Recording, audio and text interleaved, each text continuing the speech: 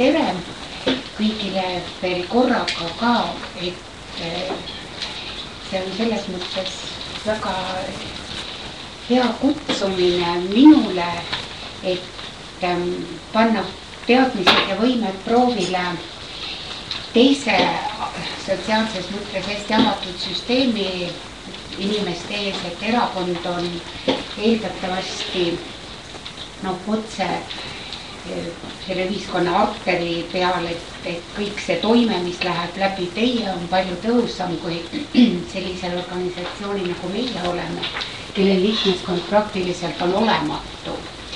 Nüüd enda tutvustuseks ütlen ma seda, et ma olen oma elulooliselt taustalt ainult ühte teemat teeninud, ülikooli lõpetamise järel jäänud südamekirurgiasse, südamehaigete lõikuse süsteemi.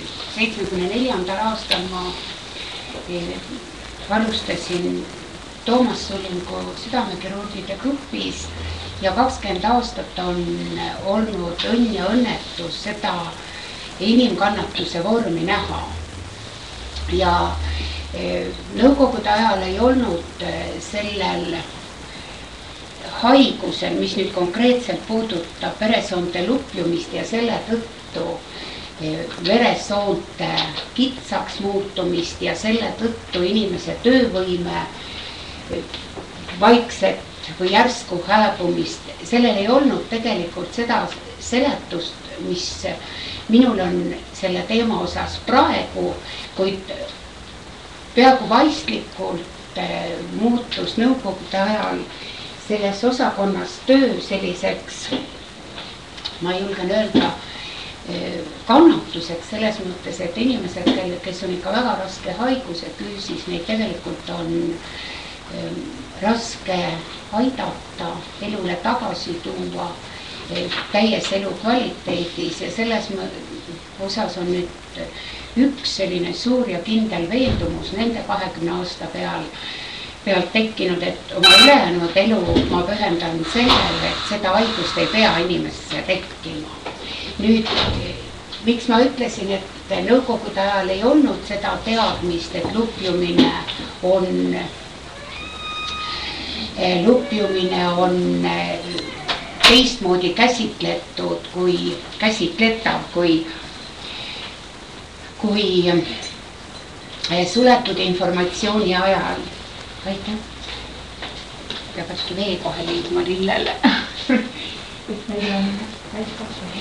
Ja see on täiesti uus teadmine, et ateroskleroos, mina räägin inimest ohustavast protsessist ateroskleroos, mis on süsteemne kahjustaja. Ta kahjustab nii veresooni, üle keha ja eriti suur ja tõsine kahjustus või ründekoht on süda ise. Ja kui ateroskleroos tabab südameveresooni, siis on see inimene tegelikult töövõimetu või vähemasti koormus talumise võimetu ja sellega ka elukvaliteet hästi alla tiritud. Ja seda teadmist, et seda haigust inimesse ei pea üldse tekkima, seda ei olnud siis, kui seda ravi sai hingest kaasa tehtud nende inimeste elusaatusele kaasa elatud, omalt poolt kõikega ette kujutatud, et sillutada teed uuele elule, et lõikus on tehtud ja füüsiliselt peaks nagu tingimused loodud olema, aga seda teadmist, et seda haigust tegelikult inimese seest välja tuua ei ole protsessina enam võimalik, kui ta sinna sisse on ennast istutanud.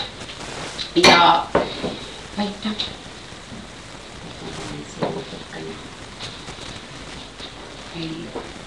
Head initsiatiivi. Ja, siin on lõhna. Ja selle haiguse väljatoomise teema on nagu üks võimatus inimelus. Ja teine on see, et loomariigis imetajate hulgas on inimene ainukene imetaja, kes vabaduses olles veresoonet laseb endal rasva kasvada.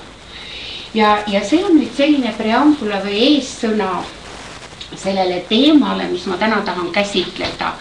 Ja tegelikult ka enda tutvustuseks lisaks tahan öelda, et mul selja taga on organisatsioon, mis on hästi inimeste mõttes hästi napp, praegu meil ei ole aga me kujutame endast kahe suure ühe ülemaailmse ja ühe üle-euroopalise teabekanali sellist värativeeni konkreetsesse riiki Eestisse ja see on Euroopa Südamevõrgustik ja Maailma Südameföderatsioon. Et meie asi on nüüd otsida neid laiali jagamise või inimeste juurde info viimise selliseid grupeeringuid, ühendusi, jõude, et teave jõuaks meie rahvani. Miks see oluline on?